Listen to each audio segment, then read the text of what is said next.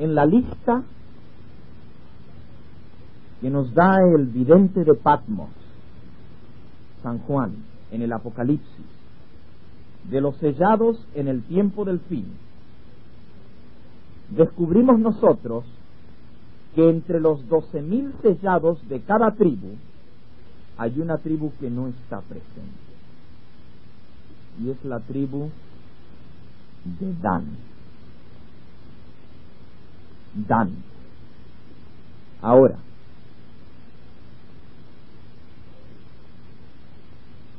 Efraín, uno de los hijos de José, también formó una tribu. Ustedes recuerdan que José recibió doble porción de la herencia. ¿Por qué? Porque de sus 2 hijos salieron 2 tribus de Israel que recibieron herencia. Y usted dice, entonces, ¿las tribus eran 12 o eran 13? La verdad es que las tribus eran 13. Eran 13 tribus. Solamente que una tribu no recibió herencia, que era la tribu de Leví. Pero en la distribución de las 12 tribus son 12, porque se incluye a Efraín y a Manasés. Ahora, si ustedes notan de dónde salieron estas 2 tribus, en el capítulo 48 del libro de Génesis aparece la bendición que Jacob le da a los 2 hijos de José. Génesis 48. Sucedió después de estas cosas que dijeron a José: he aquí tu padre está enfermo. Y él tomó consigo a sus 2 hijos, Manasés y Efraín. Y se hizo saber a Jacob diciendo: he aquí tu hijo José viene a ti. Entonces se esforzó Israel y se sentó sobre la cama. El viejito estaba muy anciano y muy enfermo, pero hizo un esfuerzo y se sentó en la cama. Y dijo a José: el Dios omnipotente me apareció en luz en la tierra de Canaán y me bendijo. Y me dijo: he aquí yo te haré crecer y te multiplicaré, y te pondré por estirpe de naciones, y daré esta tierra a tu descendencia después de ti por heredad perpetua. Ahora, tus 2 hijos, Efraín y Manasés, que te nacieron en la tierra de Egipto antes que viniese a ti a la tierra de Egipto, son míos. Como Rubén y Simeón serán míos. ¿Qué está haciendo el viejito ahora? Está adoptando a los 2 nietos como si fuesen hijos de él, y él los va a contar en la herencia como si son hijos de él, no como nietos, porque ellos recibirían herencia a través de José. Pero ahora el viejito dice: no, tus 2 hijos, Efraín y Manasés, son míos, como Rubén y Simeón, no hay ninguna diferencia, serán míos, y los que después de ellos has engendrado serán tuyos. ¿Okay? Los otros hermanos que sigan, hijos tuyos, esos son tus hijos, pero Efraín y Manasés, tus primeros 2 hijos, esos son míos. Por el nombre de sus hermanos serán llamados por sus heredades. ¿Notaron eso? Por el nombre de sus hermanos serán llamados por sus heredades. O sea, cuando se divida la tierra que Jehová me prometió, la tierra de Canaán, y se nombre Simeón, Leví, Rubén, Judá, Isaacar, Zabulón, se va a nombrar a Efraín y a Manasés, y se les va a dar también a ellos herencia y parte en la tierra de Canaán. Porque cuando yo venía de Padán Aram se me murió Raquel en la tierra de Canaán, en el camino, como media legua de la tierra viniendo a Belén Efrata, y la sepulté allí en el camino de Efrata, que es Belén. Tuve el privilegio de visitar también la tumba de Raquel, allí entrando a Belén, una tumba pintada de blanco con una cúpula. Todavía se recuerda el lugar donde murió Raquel. Y dice el versículo 8: y vio Israel los hijos de José y dijo: ¿quiénes son estos? Y respondió José a su padre: son mis hijos que Dios me ha dado aquí. Y él dijo: acércalos ahora a mí y los bendeciré. y los ojos de Israel estaban tan agravados por la vejez que no podía ver.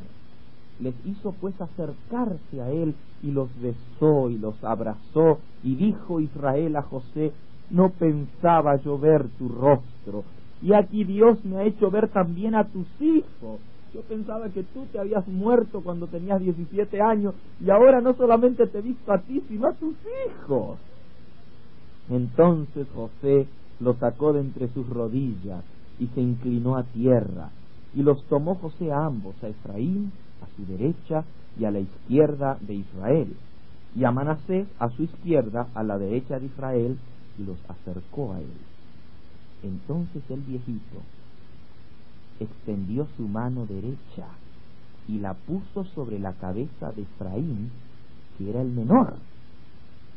Vean, José los había puesto según la edad de ellos. Manasés, que era el mayor, lo puso frente a la mano derecha del viejito en la cama, ¿no es cierto?, a la mano derecha, y entonces a Efraín lo puso a la mano izquierda para que el viejito les dé la bendición, el mayor que reciba la de la mano derecha. Pero el viejito hizo así, cruzó la mano, estiró la mano y se estiró y le puso la mano derecha al que estaba a la izquierda y la mano izquierda al que estaba a la derecha. Versículo 14, Israel extendió su mano derecha y la puso sobre la cabeza de Efraín, que era el menor, y su mano izquierda sobre la cabeza de Manasés, colocando así sus manos adrede, aunque Manasés era el primogénito. Y bendijo José diciendo: el Dios en cuya presencia anduvieron mis padres Abraham e Isaac, el Dios que me mantiene desde que yo soy hasta este día, el ángel que me liberta de todo mal, bendiga a estos jóvenes y sea perpetuado en ellos mi nombre y el nombre de mis padres Abraham e Isaac, y multiplíquense en gran manera en medio de la tierra. Pero viendo José que su padre ponía la mano derecha sobre la cabeza de Efraín, esto le causó disgusto, y cogió la mano de su padre para cambiarla de la cabeza de Efraín a la cabeza de Manasés. Y dijo José a su padre: no así, padre mío, porque este es el primogénito, pon tu mano derecha sobre su cabeza. Mas su padre no quiso, y le dijo: lo sé, hijo mío, lo sé. También él vendrá a ser un gran pueblo, y será también engrandecido, pero su hermano menor será más grande que él, y su descendencia formará multitud de naciones. Y los bendijo aquel día diciendo: en ti bendecirá Israel, diciendo: hágate Dios como a Efraín y como a Manasés. Y puso a Efraín antes de Manasés. Así fue como esas dos tribus que salieron de Efraín y Manasés llegaron a tener parte entre las tribus de Israel, y se cumplió lo de la doble porción de primogenitura para José, porque heredó doble a través de sus dos hijos mayores. Ahora, cuando leemos la lista en el libro de Apocalipsis, algunos dicen: bueno, falta la tribu de Efraín, porque no está mencionada la tribu de Efraín, y tienen razón, no está mencionada por nombre. Pero vean lo interesante. Apocalipsis 7 dice: de la tribu de Judá 12,000 sellados, de Rubén, de Gad, de Aser, de Neftalí. Versículo 6, de la tribu de Manasés 12,000 sellados. Ahí aparece la tribu de Manasés, hijo de José. De la tribu de Simeón 12,000, de la tribu de Leví 12,000, de la tribu de Isaacar 12,000, de la tribu de Zabulón 12,000, y de la tribu de ¿quién? De José 12,000. Ahora, José no tuvo tribu que llevó su nombre, sino que tuvo dos tribus, una Efraín y la otra Manasés. Manasés está mencionado por nombre. Efraín, aunque no está mencionado por nombre, sin embargo está incluido al decir José, porque ya Manasés ha sido mencionado por aparte, Por lo tanto, lo que queda de José es Efraín. Así que Efraín está incluido al decir José. Por lo tanto, lo que falta es una tribu. Manasés tomó el lugar de Dan. Dan es la tribu que se pierde. Dan es la tribu que no aparece en nuestra historia. ¿Por qué? ¿Qué fue lo que hizo que Dan se perdiese? ¿Por qué es que su nombre no aparece entre los 144,000 sellados? Vean qué interesante. Dan es el hijo, según encontramos en Génesis capítulo 30, versículo 6, es el hijo de Bila, la sierva de Raquel. Es el primer hijo de Bila. Dice el versículo 5, Génesis 30, 5 y 6. Conoció a Bila y dio a luz un hijo a Jacob. Entonces dijo Raquel: me juzgó Dios y también oyó mi voz y me dio un hijo. Por tanto llamó su nombre Dan. ¿Qué quiere decir Dan? Me juzgó Dios y me dio un hijo. O sea, Dios hizo juicio, hizo justicia. Porque recuerden que ella no podía tener hijos. Pero entonces dijo, bueno, Dios me dio un hijo a través de la sierva. Dios hizo justicia y le puso por nombre a su hijo Juez. Juez. Eso es lo que quiere decir Dan. Juez. Por eso que Daniel, el libro de Daniel, el profeta Daniel, quiere decir Dios es mi juez. Porque Dan quiere decir juez. En hebreo, Dani quiere decir juez mío, o sea, mi juez. Dani, él. Él quiere decir Dios en hebreo. Así se dice Dios, él. Todo nombre en la Biblia que comience o termine con él quiere decir Dios. Por ejemplo, Ezequiel, Joel. Joel quiere decir Jehová, él es Dios. Jehová es Dios, quiere decir Joel. Elías también quiere decir Jehová es Dios. Quiere decir mi Dios es Jehová. Elías. Él quiere decir Dios. Elí quiere decir mi Dios. Elías, la terminación aj en hebreo es un abreviativo para Jehová. Quiere decir que el mismo nombre de Elías era el mensaje que él predicaba. Elías se llamaba mi Dios es Jehová. Y cuando él se paró sobre el monte Carmelo dijo, si Jehová es Dios, servidle, y si Baal es Dios, id en pos de él. Pero yo me llamo mi Dios es Jehová, Elías. Así que con su propio nombre él predicaba el mensaje que Dios le había dado para predicar. Jehová es el Dios verdadero, no Baal. Vean qué interesante. Y Daniel también tiene esa referencia. Dan quiere decir juez. Dani, mi juez. Daniel, mi juez, es quién? Dios es mi juez. Eso es lo que quiere decir. Y el libro de Daniel es el libro que habla del santuario y del juicio de Dios. El libro de Daniel es el libro para nuestra época, porque en él se habla del juicio que comenzó en el cielo el 22 de octubre ¿de qué año? ¿De qué año? 1844, donde Dios llegó a ser el juez de todos aquellos que le aceptaron como su Salvador. El juicio para salvación, para vindicación del nombre de los hijos de Dios. Así que Daniel, Dios es mi juez. Dan se llamaba entonces juez. Qué interesante. Tenía el discernimiento rápido para ser un buen juez. Dios le dio esas características. Y vean que en la bendición que le da el Padre, Génesis 49, versículo 16, otra vez el Padre hace un juego de palabras con el nombre de su hijo. Le dice, Dan juzgará a su pueblo.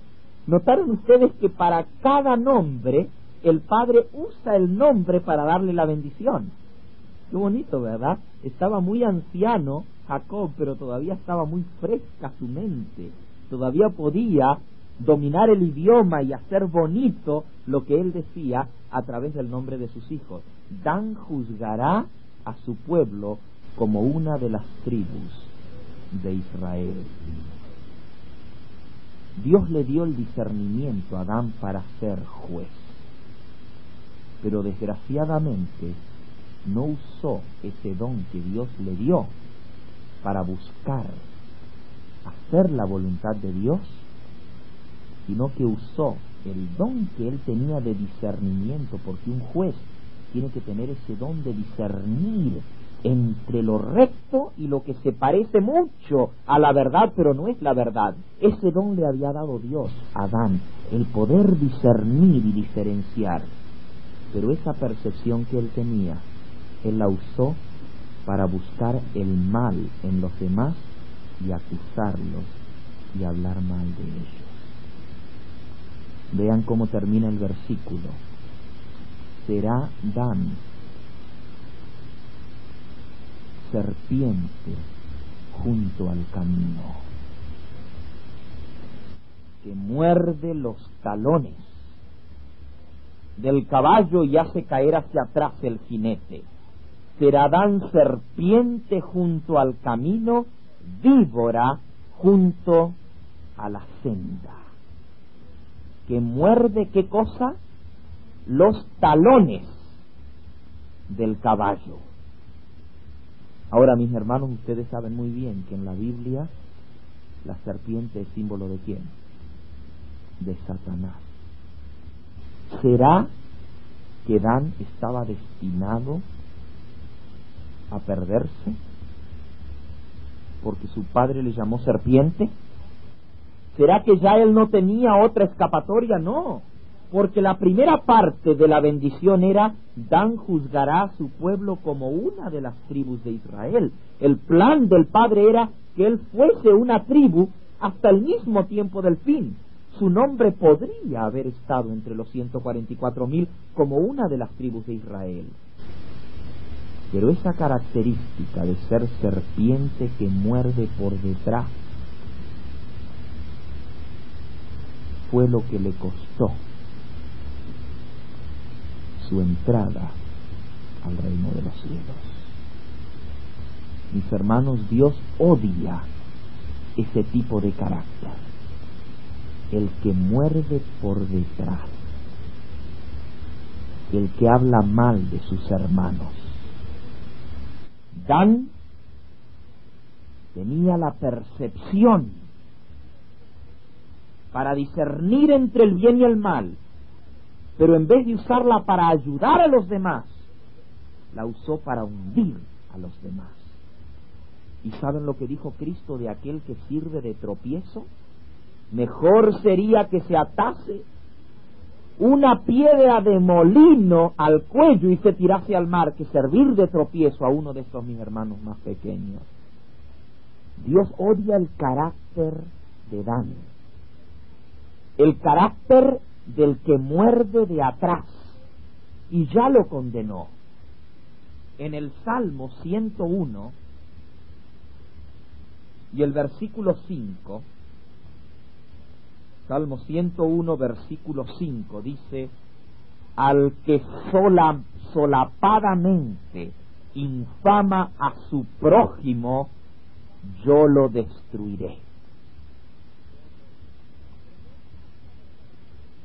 Dios había determinado que el que tenga ese tipo de carácter y no lo cambie, se pierde.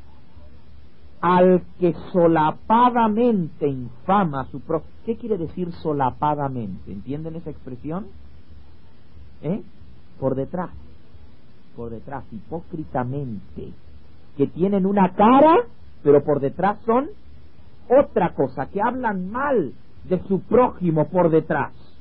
Al que solapadamente infama a su prójimo, yo lo destruiré, dice Jehová. No sufriré al de ojos altaneros y de corazón vanidoso. Y saben ustedes que desgraciadamente la tribu de Dan desarrolló un carácter donde estas son las principales dos características.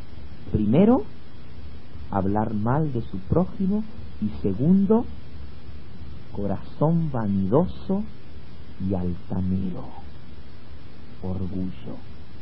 Y mis hermanos, aquí dice Dios, no sufriré al de ojos altaneros y al de corazón vanidoso.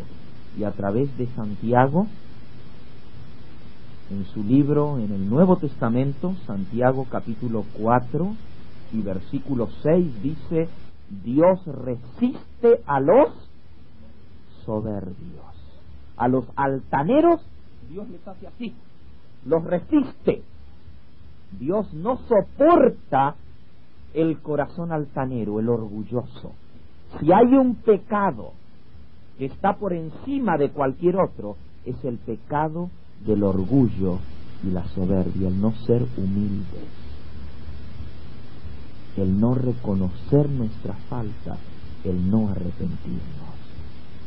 Y siempre van juntos, porque el altanero tiene que ver los defectos de los demás para elevarse él.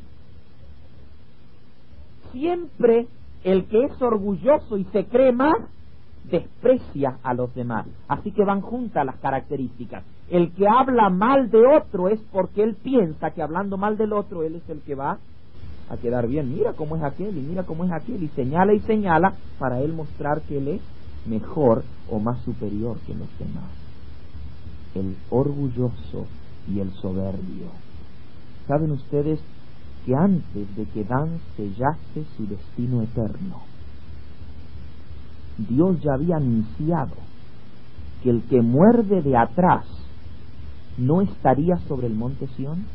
O sea, mucho tiempo antes que la tribu de Dan se perdiese definitivamente, ya Dios había anunciado que el que muerde de atrás no estaría en el monte de Sión. Cuando Dios dio las características que tienen que tener los hijos de Dios para estar en el monte de Sión con el Cordero, Él mencionó específicamente eso. Vamos a leerlo.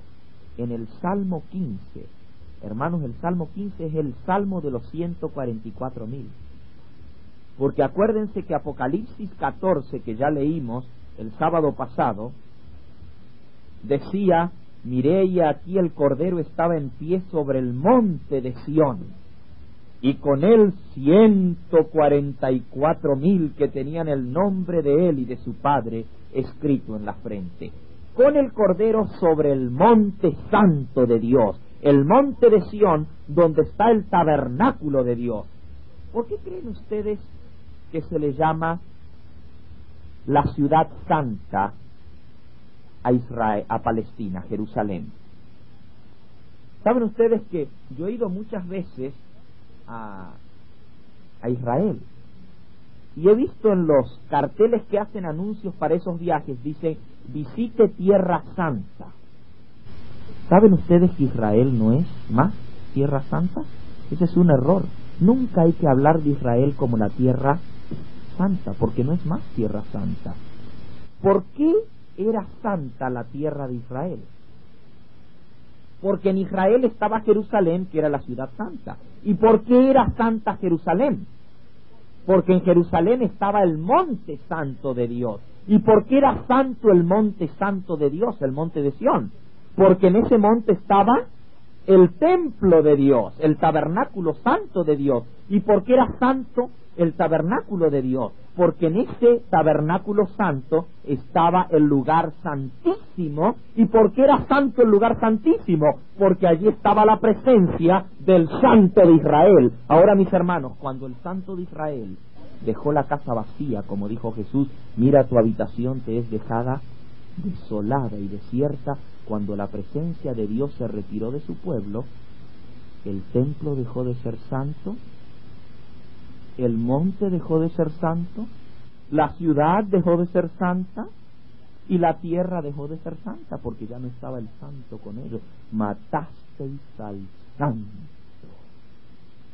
pedisteis que se os diese un homicida. Barrabás en vez del Santo de Israel.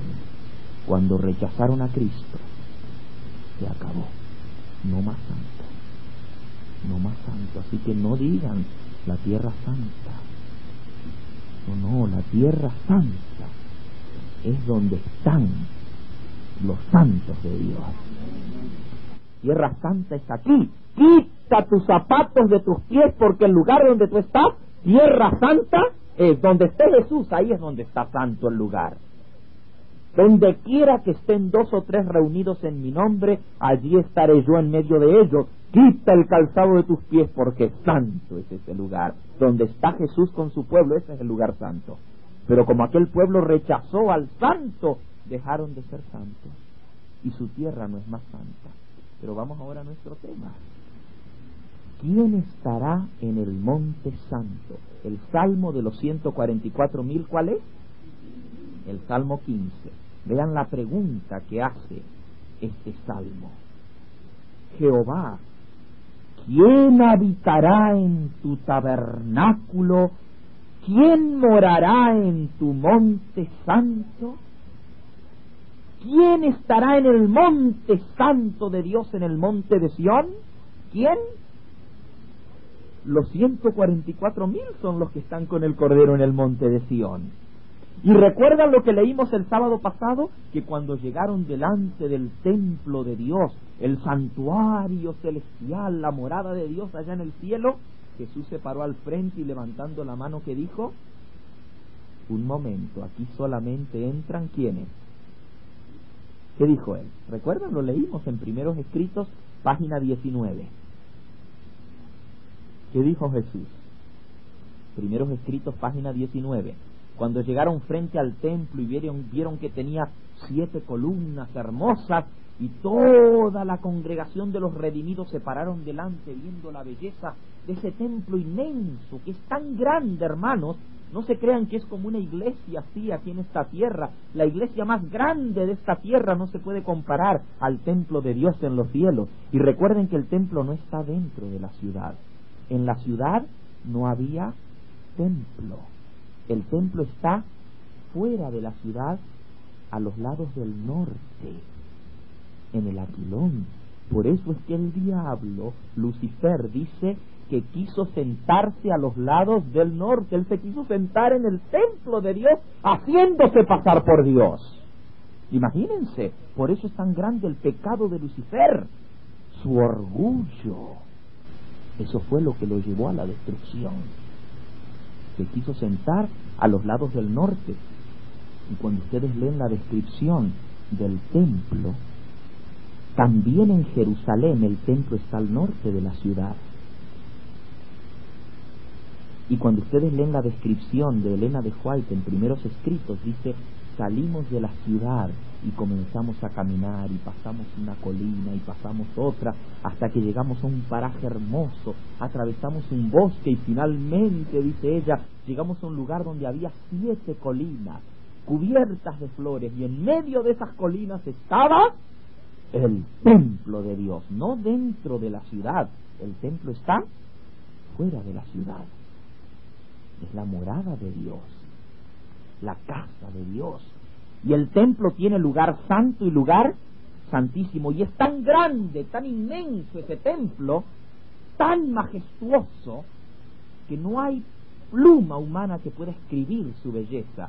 Elena de White, cuando vio ese templo, inmediatamente después dijo: oh, quisiera yo tener el lenguaje de Canaán para describir lo que yo vi, pero no puedo, no hay palabras que puedan describir eso.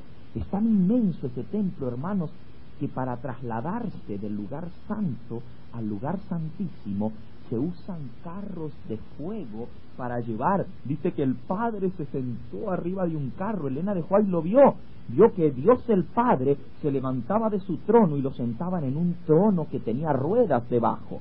Y entonces los ángeles movían ese trono y lo llevaban con ruedas, era un carro de fuego, y lo pasaban al lugar santísimo. Y después, en las nubes del cielo, vino uno como semejante al Hijo del Hombre. Eso lo dice Daniel en el capítulo 7. Dentro del templo una nube de ángeles vino volando dentro del lugar santo y llegaron hasta donde estaba Jesús y lo subieron en ese carro de nubes y lo trasladaron al lugar santísimo. Imagínense cómo será de vasto, de inmenso, de grande ese templo que se necesita llevar en carros de un lugar a otro. Así de grande es ese templo. Inmenso, ¿no? La mente no puede concebirlo.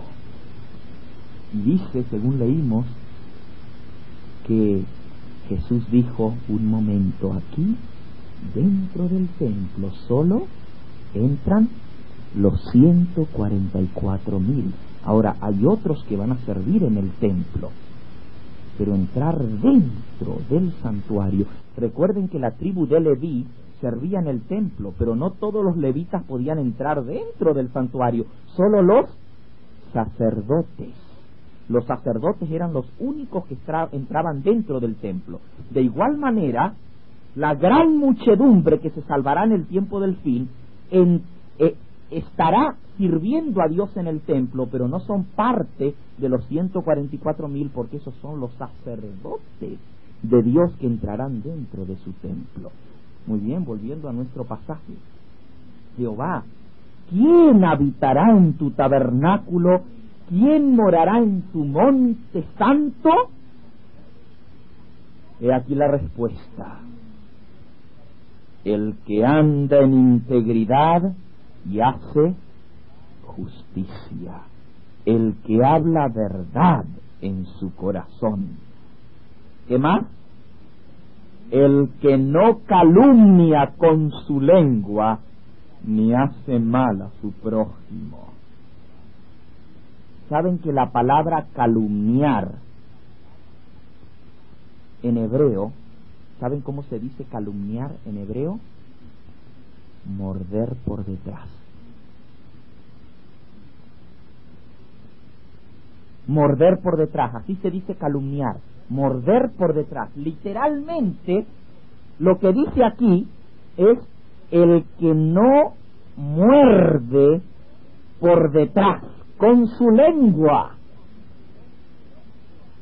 el que no hace mal a su prójimo ni admite reproche alguno contra su vecino, aquel a cuyos ojos el vil es menospreciado, pero honra a los que temen a Jehová, que aún jurando en daño suyo no por eso cambia, de un solo corazón, de una sola palabra, quien su dinero no dio a usura, ni contra el inocente admitió cohecho.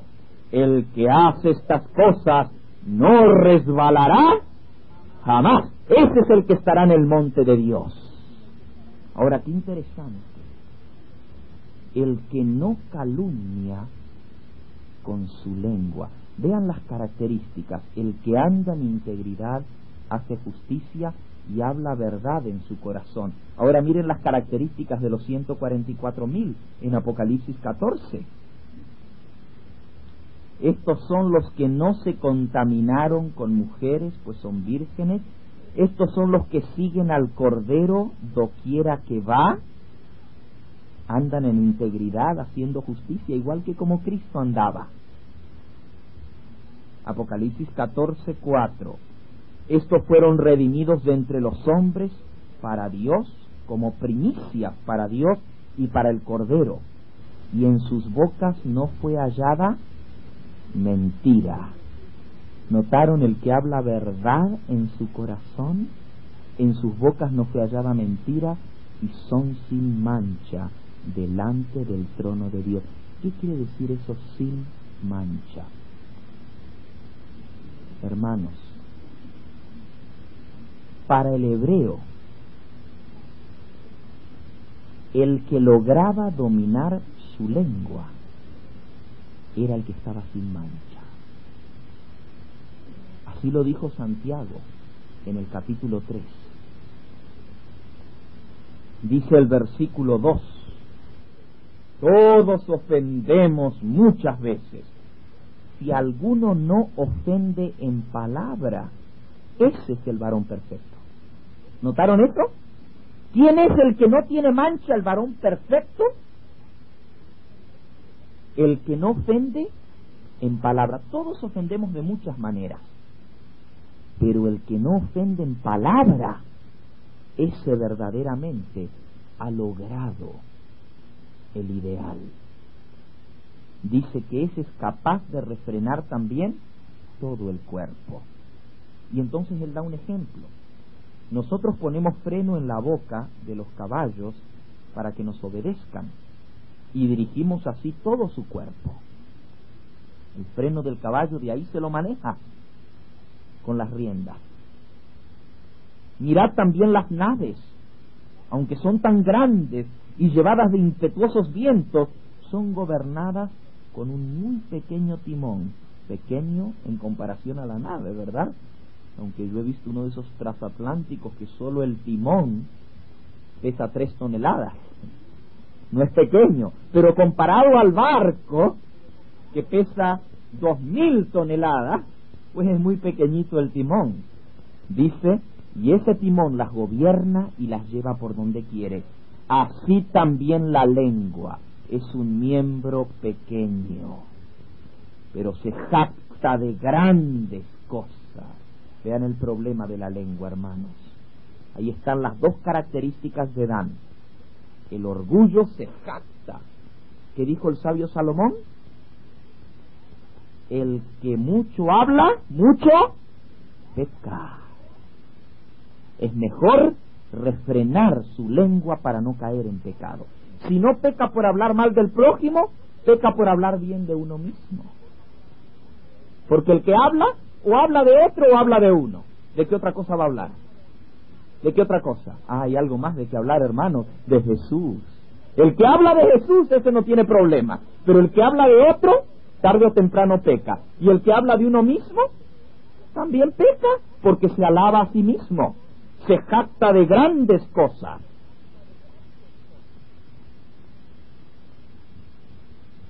Por eso necesitamos aprender a hablar de Jesús.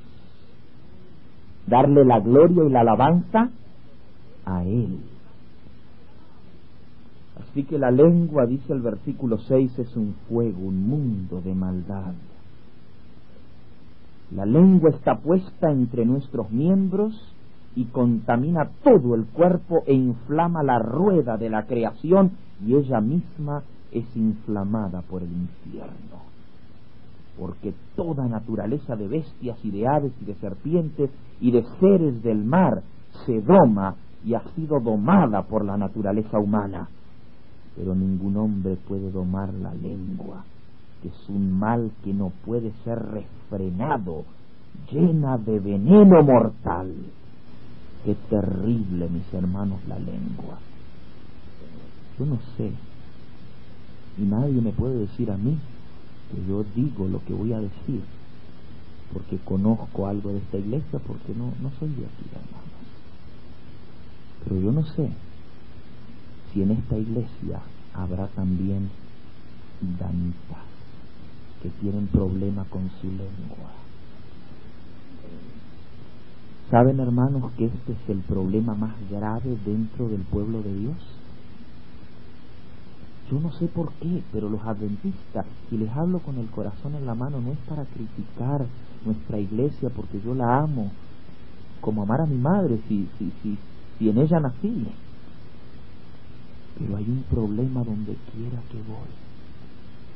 Allá en el colegio donde estoy, allá en la iglesia donde fui pastor, en las iglesias donde he estado como pastor y he ido, y en un lugar, después de estar un tiempito allí, comienzo a notar ese problema. La lengua. Yo no sé si será porque nos conocemos tanto entre nosotros, que no sabemos la vida y milagros, no sabemos lo bueno y lo malo, pero mis hermanos, este es un problema grave. ¿Cuántos han tropezado y han servido de tropiezo para otros? ¿Cuántos hermanos se han ido de la iglesia porque alguien habló más de la cuenta?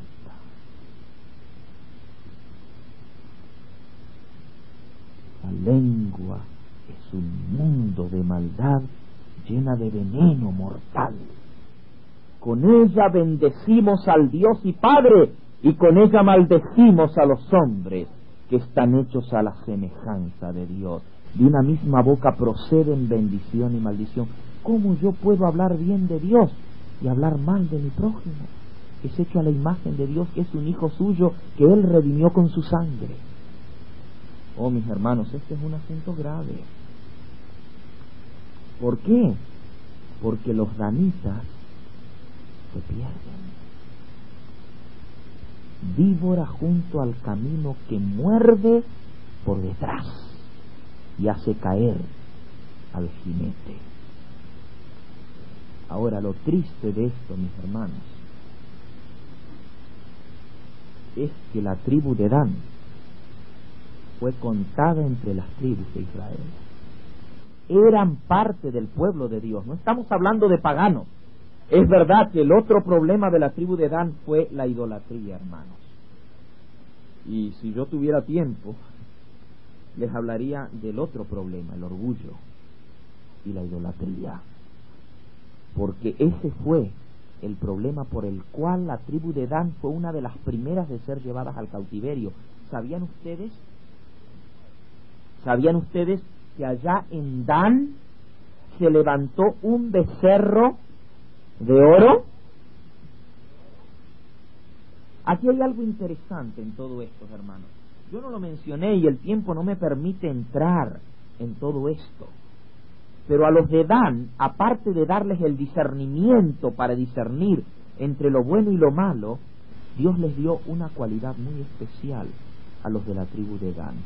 Cuando ustedes ven la construcción del tabernáculo, en Éxodo, capítulo 31,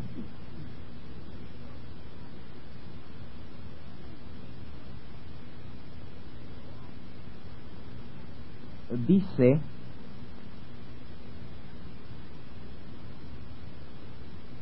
el versículo 6: he aquí yo he puesto con él a Joliab, hijo de Asimac, de la tribu de ¿qué? De Dan, y he puesto sabiduría en el ánimo de todo sabio de corazón, para que hagan todo lo que te he mandado. Dios dio a la tribu de Dan una cualidad especial. Les dio, dice en el versículo 13 en adelante: lo he llenado del Espíritu de Dios en sabiduría y en inteligencia, en ciencia y en todo arte, para inventar diseños, para trabajar en oro, en plata y en bronce, y en artificio de piedras para engastarlas, y en artificio de madera para trabajar en toda clase de labor. Interesante. Dios dio esas características a Joliab de la tribu de Dan, y de su familia salieron los más famosos artífices de oro, de plata, de marfil, de mármol, de piedra, de bronce y de madera. De la familia de Dan, de la tribu de Dan, de la familia de Joliab. Esto es muy interesante para la segunda parte del problema: el orgullo, la vanagloria. ¿Saben ustedes que este don al principio ellos lo usaron desinteresadamente en la construcción del tabernáculo? Pusieron ese don y eran llenos del Espíritu Santo. Pero hermanos, con el tiempo, estos hombres comenzaron a creerse más que los demás, porque tenían ese don que los demás no tenían.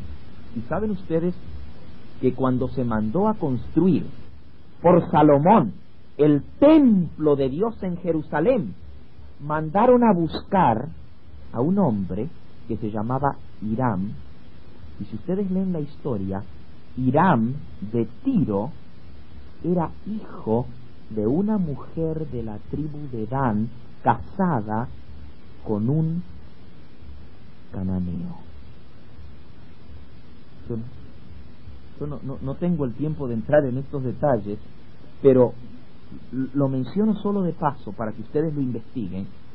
Dan, uno de sus descendientes, se llamaba Hiram de Tiro, que fue enviado por el rey de Tiro cuando Salomón le pidió un artífice para cortar, para trabajar en madera y en oro. y mandaron a ese hombre, que era hijo de una mujer israelita de la tribu de Dan. Los de Dan vivían allá al norte, la que él tenía, que pidió un sueldo muy elevado. Todo eso está registrado en la Biblia. Pidió que le pagasen un sueldo muy alto, y él ganaba 10 veces más que los demás artífices. Y eso creó un ambiente muy negativo allí en la construcción del templo de Dios. Aquellos que trabajaban para la construcción del templo lo hacían felices porque estaban edificando el templo de Jehová. Pero cuando vino este hombre que era de la tribu de Dan y exigió un sueldo fuerte porque él se creía muy importante, con un don que ningún otro tenía, los demás que trabajaban comenzaron a ver y a hacer comparaciones.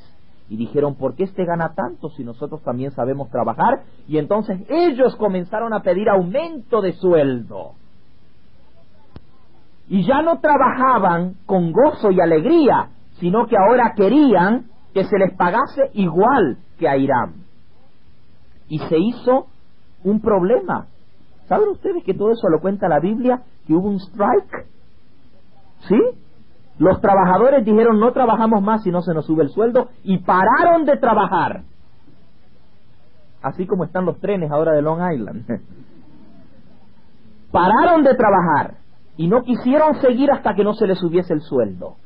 Una cosa muy interesante, un orgullo sobremedido. Y hermanos, esta gente que tenía ese don, usaron ese don para edificar un becerro de oro allá en la tribu de Dan. No uno, 2. La Biblia dice que levantaron 2 becerros de oro. Antes que el rey Jeroboam, rey de Israel, levantase el becerro de oro en Samaria, ya la tribu de Dan tenía 2 becerros de oro allá en Dan, y habían hecho un santuario y estaban adorando a los becerros de oro allá. La idolatría, hermanos. Ahora, noten las características de los que se pierden. ¿Pertenecen al pueblo de Dios? ¿Tienen características especiales dadas por Dios? Muchas veces son honrados por los demás, tienen buena estima entre sus hermanos, pero se creen mucho, hablan mal del prójimo y caen en la idolatría, de amarse a sí mismos y de amar los ídolos de este mundo, los ídolos del dinero, de las riquezas, del lujo, los placeres, los vicios, la fama, la posición, etcétera, los ídolos de hoy en día, y el orgullo no les permite volverse atrás. Ahora, hermanos, esto es lo triste. Tengo que llegar al clímax del tema.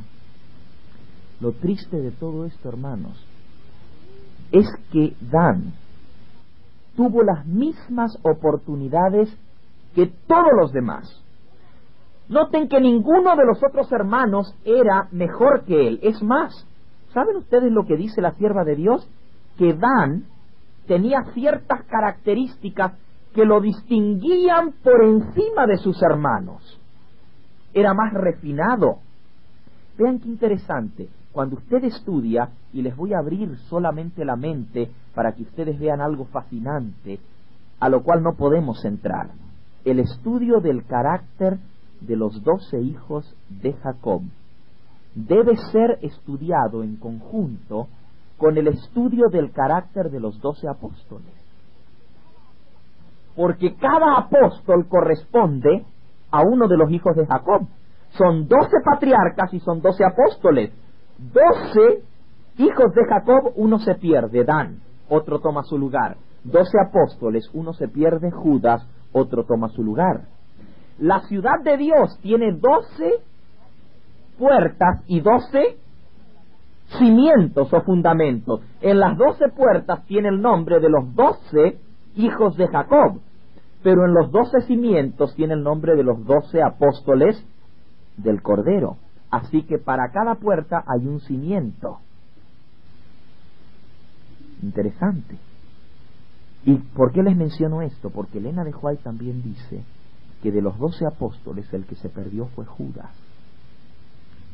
Y Judas tiene las mismas características, hermanos, que Dan.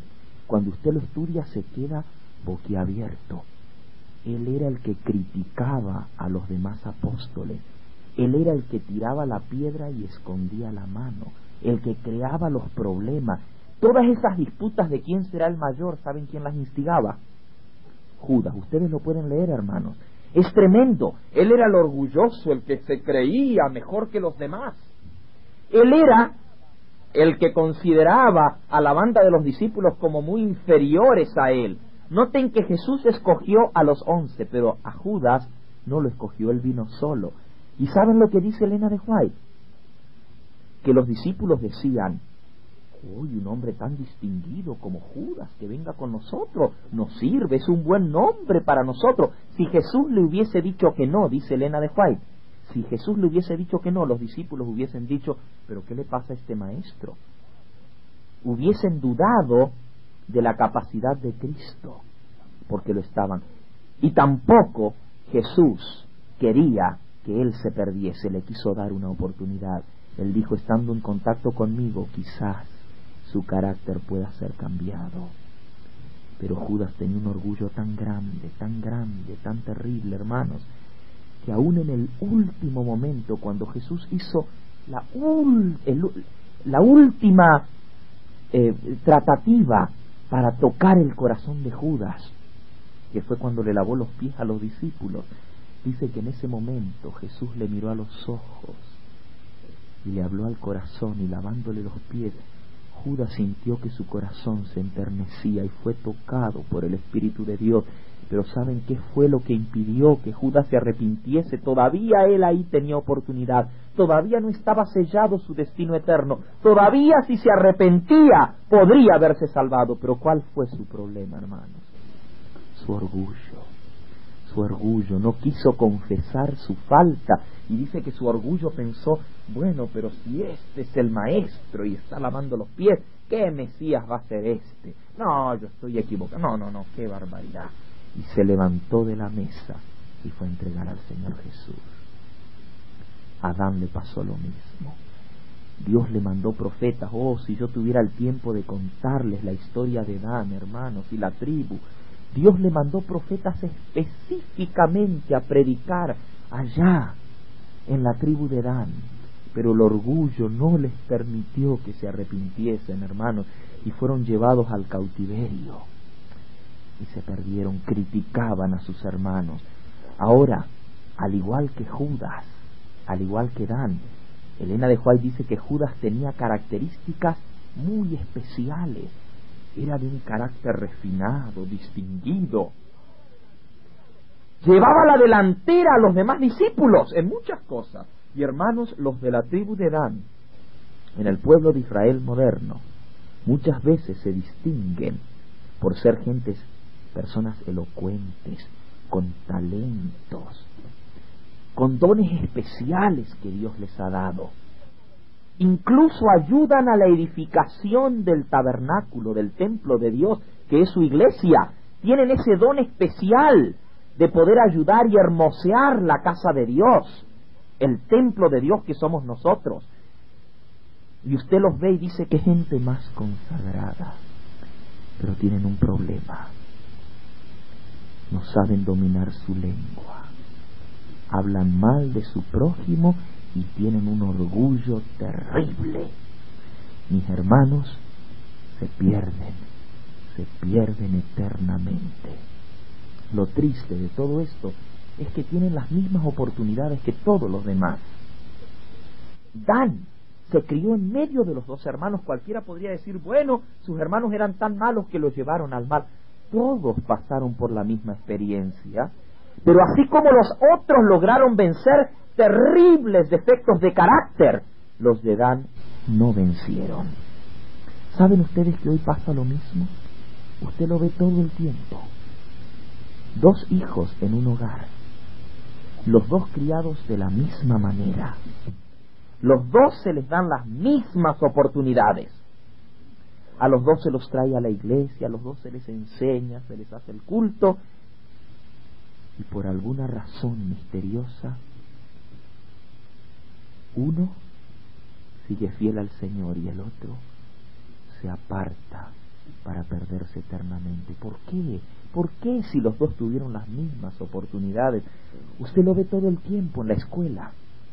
ahí están en la misma clase, jóvenes con características similares, los mismos profesores, las mismas clases, allí yo los tengo.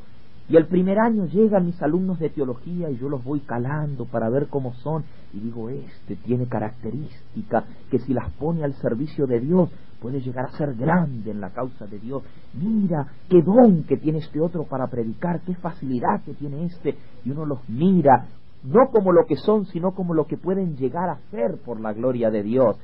Y ve, y los educa de la misma manera y les da las mismas clases y se esfuerza de la misma manera por ellos. Y sin embargo, unos salen buenos, otros abandonan el camino. A veces los más destacados son los que nunca terminan.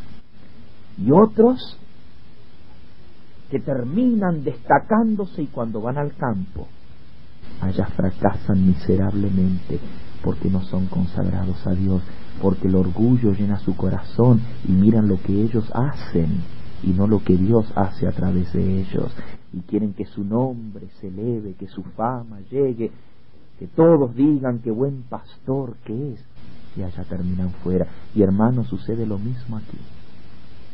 Hay jóvenes y señoritas, hermanos, que tienen las mismas oportunidades, asisten a la misma semana de oración, escuchan los mismos temas, y en unos, los temas de la semana de oración van a hacer un impacto que va a cambiar el destino de su vida, y en otros, como si nada. ¿Por qué?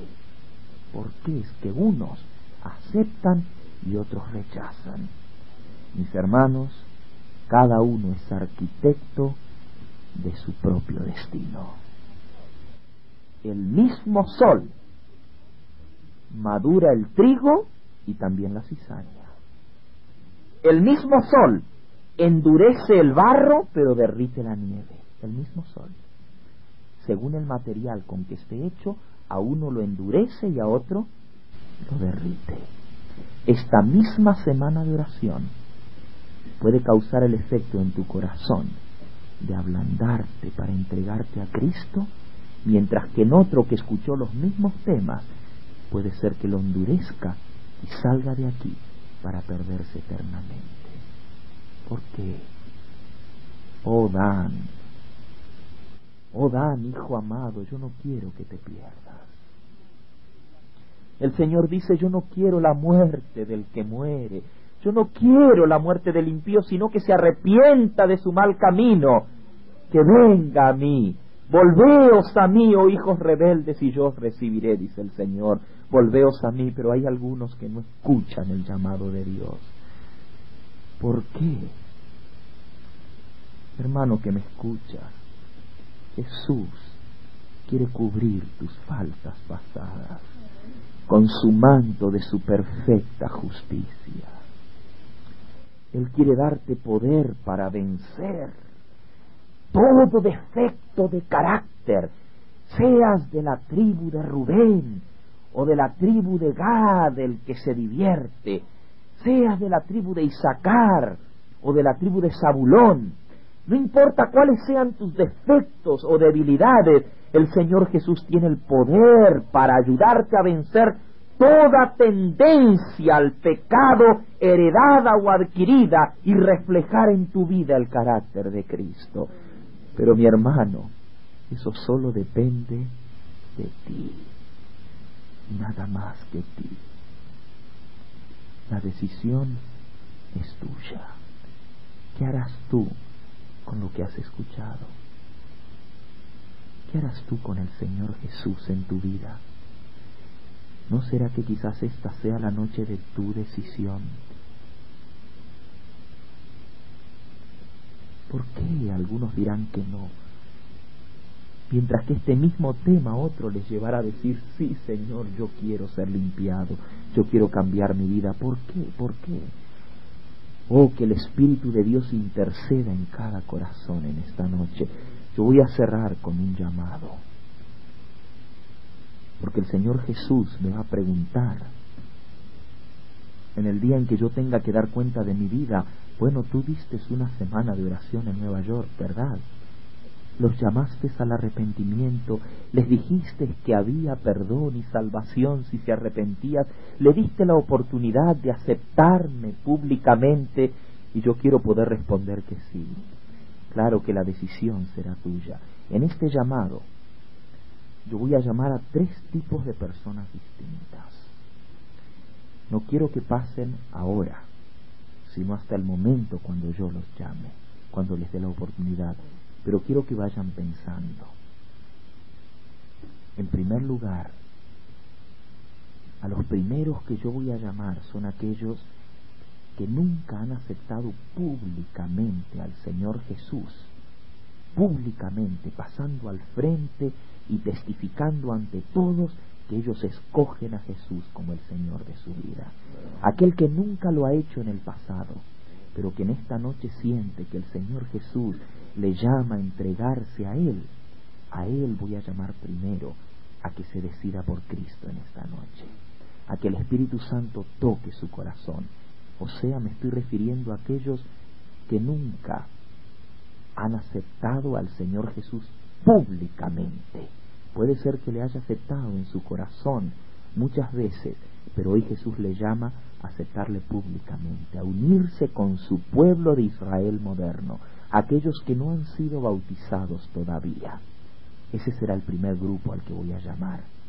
Los que no pertenecen a las tribus del Israel moderno, el Israel que tiene la señal del pueblo de Dios, que guarda los mandamientos de Dios, inclusive el sábado, que Dios dijo, y el sábado será por señal entre mí y los hijos de Israel por todas sus generaciones, hasta el tiempo del fin. A ese grupo llamaré primero. En segundo lugar, yo quiero llamar a aquellos que, habiendo pertenecido al pueblo de Dios, se han apartado del redil. No me refiero a aquellos que están débiles en la fe, sino a aquellos que se separaron de Cristo y fueron de vuelta al mundo, allá a las costumbres antiguas, negando al Señor Jesús que los redimió. Aquellos que hoy en día están fuera del redil, que han sido borrados del pueblo de Dios, que ya no se cuentan entre los números de Israel, a los hijos pródigos del pueblo de Dios. A ellos les voy a dar la oportunidad en esta hora de reconsagrar su vida a Dios. Y el tercer llamamiento, a pasar adelante, por supuesto, después llamaré a todos a una reconsagración al final, pero los terceros que van a pasar aquí al frente son aquellos que, aunque están dentro del pueblo de Dios, tienen sus nombres escritos entre las tribus de Israel, saben en su corazón, muy profundo en su alma, que si Cristo los llamase al descanso hoy, que si hoy se decidiese su destino eterno, estarían perdidos. Pueden ser miembros de la iglesia bautizados, pero en su corazón saben que están mal con el Señor, y en esta noche quieren tomar la decisión de salvación, la decisión de vida eterna. Lo vamos a hacer en forma muy sencilla. A mí no me gustan los llamados sentimentales.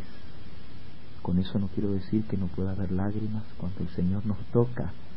No importa que derramemos lágrimas si son para la salvación, ¿verdad? A lo que me refiero es, yo podría haber pedido que se cante un himno especial y una música suave para tocar el corazón, pero estas decisiones a mí me gustan cuando se hacen en plena conciencia, a sabiendas de lo que estamos haciendo. A mí no me gusta rogar y obligar.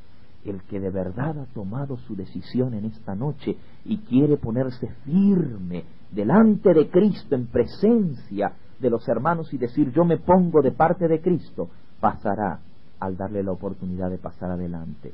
Repito, hermanos, los tres grupos. El primero, el que nunca ha testificado públicamente de Cristo como su Salvador personal, el que quiere prepararse para el bautismo público y unirse con el pueblo que guarda los mandamientos de Dios, puede haberse bautizado en otra iglesia, pero ahora reconoce que este es el pueblo que guarda todos los mandamientos de Dios. El segundo grupo, las ovejitas perdidas de la casa de Israel, los que se han salido del redil. Y en tercer lugar, los que saben que tienen que comenzar de nuevo hoy con Cristo Jesús para su salvación eterna. Porque aunque están en la iglesia, saben que su vida no está bien con el Señor. Yo les voy a pedir a todos los hermanos que en esta noche quieren reconsagrar su vida a Dios, quieren decir: Señor, por tu gracia, yo te voy a poner primero en mi vida. De hoy en adelante me voy a dedicar más a estudiar tu palabra, a orar, a hacer el culto diariamente, a buscar el reino de Dios y su justicia como nunca antes. Que en esta hora misma se pongan en pie a donde están. Todos aquellos que quieren reconsagrar su vida a Dios en esta hora. Y entonces, así de pie como están, voy a pedir a aquellos que están en el primer grupo, en el segundo grupo y en el tercer grupo. Creo que no necesito repetir el grupo, ya ustedes saben, si Dios los ha tocado, si están dentro del primer grupo, del segundo grupo, del tercer grupo, que vengan rápidamente aquí adelante para orar en forma especial por ustedes. Acérquense, hermanos, rápidamente, si están en uno de esos tres grupos que mencioné. El Señor conoce cada corazón. A Él no le podemos engañar. Y Él sabe de las luchas y dificultades que hay en nuestra vida, pero Él sabe también de que Él tiene el poder para darnos la victoria.